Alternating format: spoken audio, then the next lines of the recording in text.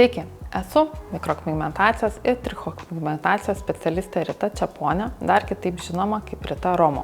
Esu Radvilų klinikos ir Baltic Brows įkūrėja.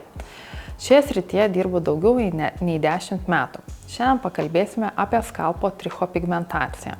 Skalpo trichopigmentacija yra kosmetinė ilgalaikių rezultatų pasižyminti procedūra, kai pigmentas įvedamas į viršutinį dermos sluoksnį taškiniu metodu, kuris primena trumpo kirpimo įvaizdį. Toks įvaizdis gali būti kuriamas norint maskuoti įvairias problemas.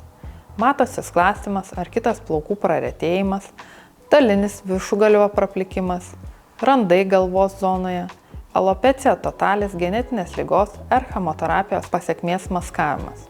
Pigmento spalva parenkama pagal natūralių plaukų šakneles. Jei norima sukurti trumpo kirpimo įvaizdį, vyrų prašome atvykti su tam tikru pasiruošimu. Tai yra trumpai mašinėlė nuskusta galva.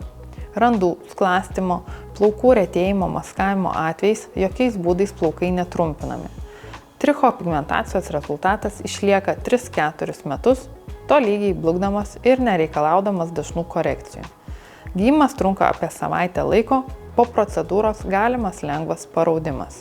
Drąsiai kviečiame pasikonsultuoti ir išspręsti ilgai jūsų varginančią ir kompleksus keliančią problemą.